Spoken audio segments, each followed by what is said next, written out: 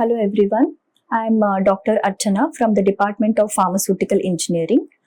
Today we will go through the professional elective Biochemical Engineering. Topic Unit 3 will be subdivided into two topics. One is the metabolic pathways and the other one is the fermentation technology. So metabolic pathways completely involves what are the reactions taking place within the cell which leads to the formation of various products. And fermentation technology is again related to the growth of the cells in an industrial setup. So first we will start with the metabolic pathways. Before going into the metabolic pathways, let us first see some of the terminology or the important feature points related to the metabolic pathways. So first we have metabolism. What is metabolism? Metabolism is the total of all reactions that are taking place within the cell. So all the reactions taking place within a cell is called as metabolism. Energy obtained from the surrounding is stored in high energy intermediates such as ATP. So whatever the energy the cell receives from the surroundings, it is stored in the form of ATP. As you've already known that cell contains the organelle called as the mitochondria, which we call it as a powerhouse of the cell. And this powerhouse of the cell mitochondria has the ATP, which is nothing but which provides all the energy required for the cell.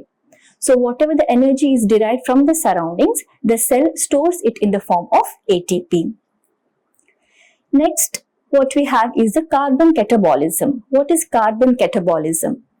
Breakdown of nutrients to obtain energy is called as catabolism. So the reactions which lead to the obtain of energy from nutrients is called as catabolism. So you can see the difference here between metabolism and catabolism. Metabolism is the total of all the chemical reactions taking place within the cell, whereas catabolism is the breakdown of nutrients to generate energy. And the cell uses this energy to perform three types of function. What are the three types of function? One is the chemical synthesis, second one is the transport of substances, and the third one is the mechanical work required for the cell division and motion. So whatever the cell, whatever is the energy that is received by the cell or generated in the cell, that is used for performing three types of functions. The first one is the chemical synthesis. As I already mentioned, there are so many reactions taking place, biochemical reactions taking place within the cell, which lead to the formation of various products, which may be acids, alcohols, antibodies. So some part of the energy is used up in chemical synthesis. Second one is the transport of substances. As the cell is growing and reproducing and maintaining itself, there will be transport of nutrients into the cell as well as toxic substances out of the cell. So this transport process also requires the energy. The last one is the mechanical work required for cell division and motion. So the microorganisms or cells have to divide. The energy required for that is again provided by this process, and similarly for the motion of the cell also energy is required. So having known some of the basics of metabolism, let us first start with the metabolic pathway that is known as the EMP pathway, which is Embden-Meyer-Parnas pathway. So let us see how this pathway is explained. First of all, this pathway involves 10 enzyme catalyzed reactions that start with glucose and end with pyruvate. So as it is mentioned here, this pathway consists of a set of 10 biochemical reactions, and these 10 reactions are catalyzed by various enzymes. The starting substance for the pathway is glucose, as it is mentioned here, and the end product of this EMP pathway is pyruvate. Involves isomerization, ring splitting, and transfer of small group such as H2 or phosphate. As I already mentioned, this involves 10 biochemical reactions. So these biochemical reactions may be isomerization reactions or ring splitting reactions or transfer of some groups. 2 moles of pyruvate are produced per mole of glucose passing through the pathway. As we have seen that the starting substance for the pathway is glucose and the end product of the pathway is pyruvate, and we can also say that 1 mole of glucose will give 2 moles of pyruvate at the end of the pathway.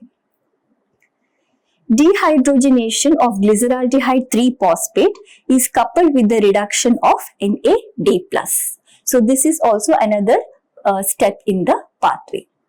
So getting an idea about the pathway, let us now see the step-by-step reactions that make up the pathway.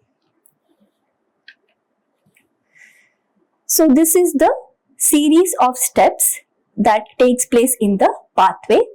As I already mentioned, you can see that there are 10 steps in the pathway.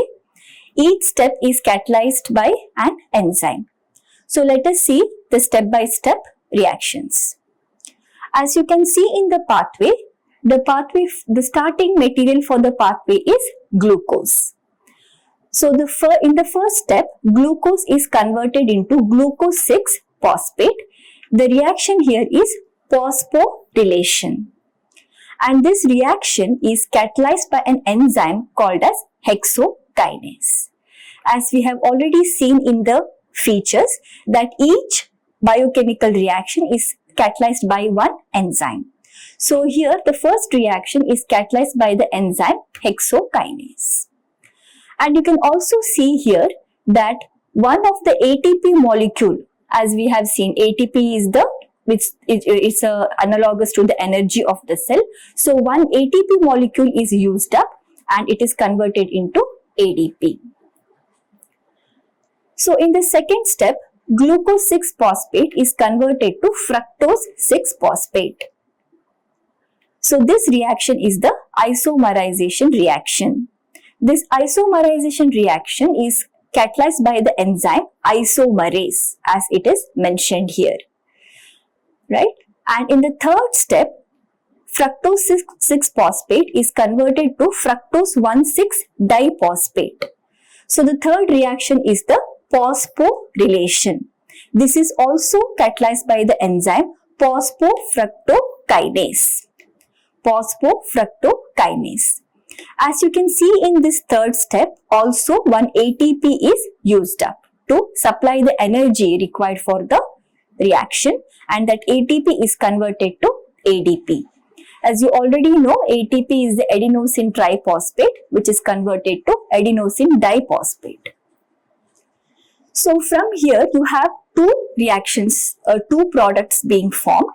So fructose 1,6-biphosphate is converted to glyceraldehyde 3-phosphate or dihydroxyacetone phosphate.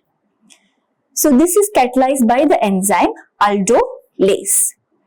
So here, out of these two products, glyceraldehyde 3-phosphate further carries out the remaining part of the pathway. In the next step, glyceraldehyde 3-phosphate is converted into 1,3-biphosphoglycerate. The reaction is oxidation and phosphorylation. Right? So this is also catalyzed by another enzyme called as dehydrogenase. So from the fourth step, glyceraldehyde 3-phosphate is formed. So this glyceraldehyde 3-phosphate continues further in the pathway for 2 times.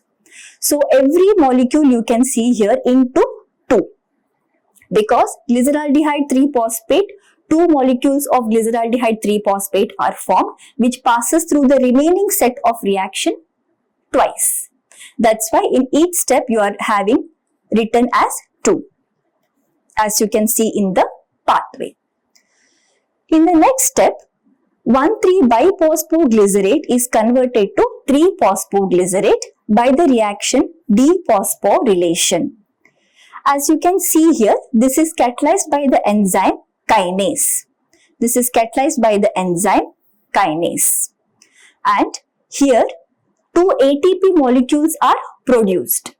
In the first half of the process, you can see that ATP molecules are consumed in the step number 1 and step number 3. But in the second half of the pathway, you can see that in the step number 7, ATP molecule is produced or ATP is synthesized from ADP.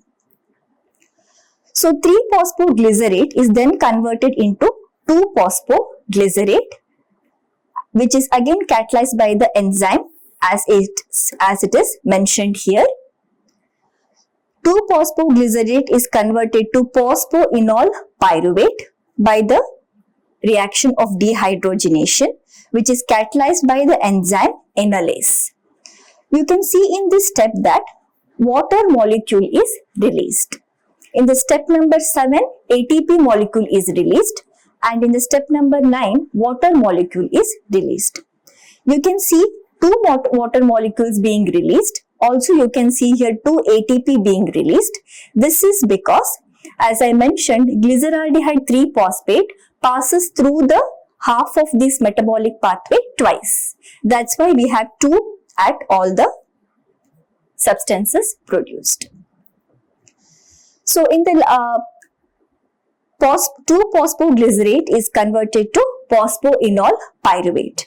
And finally, phosphoenol pyruvate is converted to the end product pyruvate, which is catalyzed by the enzyme pyruvate kinase, and the reaction is dephosphorylation. So in this last step also you can see that 2 ATP molecules are generated. So in the first half of the metabolic pathway, 2 ATP molecules are consumed, and in the second half of the metabolic pathway, in the step number 7, you have 2 ATP molecules being generated. In the step number 10 also you have 2 ATP molecules being generated. And in the step number 5, you have glyceraldehyde 3-phosphate, which are 2 molecules are generated, which passes through the remaining part of the pathway twice. Okay, so up to now we have seen the detailed step-by-step reactions which are occurring in the EMP pathway. So EMP, to summarize this one, EMP pathway is a metabolic pathway which starts with glucose and ends with pyruvate as the product. And in this there are series of 10 biochemical reactions. All these 10 reactions are catalyzed by various enzymes. In first half of the pathway, 2 ATP molecules are consumed, and in the second half of the pathway 2 ATP molecules are released, as well as water molecule is released. Also, the second half of the pathway occurs twice because of the presence of 2 glyceraldehyde 3-phosphate molecules. This is about the summary of the EMP pathway. Coming to the PPP pathway or the pentase phosphate pathway. This pentase phosphate pathway is a parallel pathway to the glycolysis. EMP pathway, which gives pyruvate from glucose, is also called as glycolysis, and this PPP occurs parallelly with the EMP pathway. As you can see here, this is the same EMP pathway which gives the glucose 6-phosphate. As you have seen from the EMP pathway, you are having a glucose 6-phosphate being generated in the second step. So this PP pathway is a parallel pathway which takes place from glucose 6-phosphate. And the main product of this PPP is the ribose 5-phosphate. You can see here, ribose 5-phosphate is the main product of this PPP. Why? Because this ribose 5-phosphate is the precursor for nucleotides.